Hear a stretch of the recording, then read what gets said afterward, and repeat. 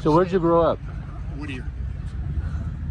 No one- Cruising Whittier Boulevard. Oh, yeah, oh, yeah, Boy, yeah, Maurice yeah. Drive-In. Richard M. Nixon High School, sitting on the wall. Well, yeah, his wife was a teacher there. Is that Just what it was? ending. And he was a lawyer in an office upstairs above Bank of America on Hadley, or was it Hadley? Greenleaf and Broadway. Yeah. Greenleaf and Broadway.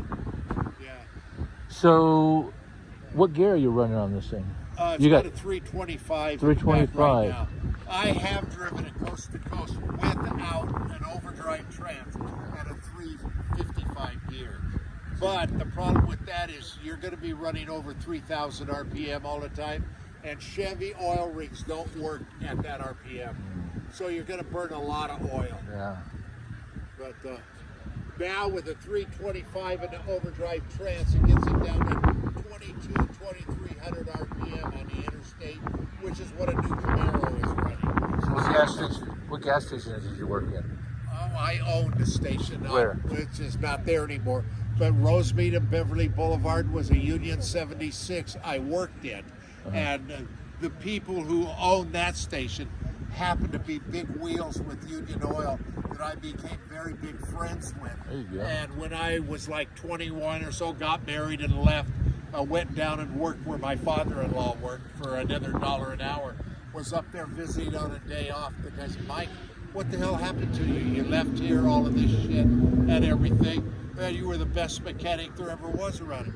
I said, and then he says, well, why don't you have your own gas station? Why are you working down there?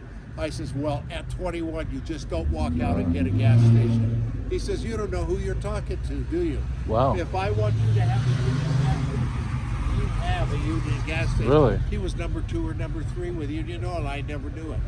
We had a Union station. Did you? In Huntington Beach, Golden West, and Warner. Oh, I knew that station. Yeah.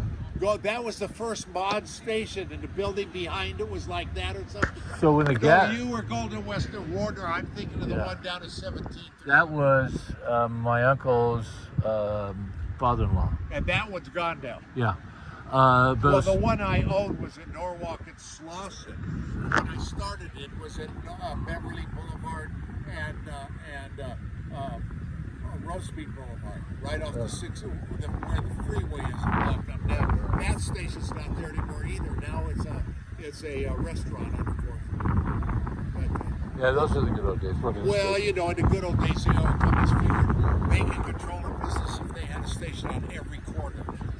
Now they don't want every corner anymore. They just want big puppers. Yeah, ours was the back room, making the money in the back room. Well, that's how I made my money. Yeah. And I was lucky to do 35,000 a month in gas, but I was booked up solid in the back. A good mechanic can stay busy. Yeah. I wasn't a good mechanic back then, but I stood busy because my uncles were good. Yeah. But when the gas crunch hit, they were buying 72 race cars. I made money.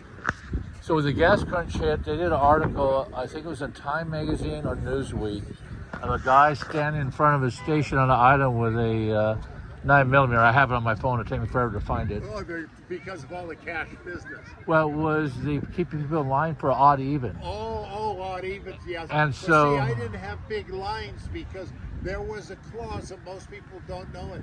If you had a contract with a commercial account, you could keep that contract, and when you had finished it for the day, then you could let in the public. Well, on my corner was all brand new light industrial. So I went around to every one of my regulars and said, you know what? If you had a contract with me, you would be getting gas every single morning, and your couple of everybody had 2 trucks, 3 trucks. Yeah. So I sold almost all my gas was gone by 9 in the morning. And then we opened it up to the public for another 20 minutes. So the only thing we were doing all day long was a garage. Yeah. Yeah, my gas pumpers were all gone. And when that See you later. When that ended, I got out of the business and went down and opened auto parts stores in Torrance. So we had an auto parts store in Garden Grove. Did you? Before the station. Oh, see, I did. I had and I did valve jobs, and I must have been 13 years old, lapping valves. Yeah. But that's what you did. That's right. That's what you did, and you didn't think anything of it. Well, And you were happy to do it. I was 15 years old. Yeah. And back in those days, remember they had driver's ed in Oh, high school? do If you I had remember? driver's ed, you could get a driver's license at 15 and a half instead of 16. So I had one of these at 15 and a half that I was building, that I bought from the kid got drafted across the street.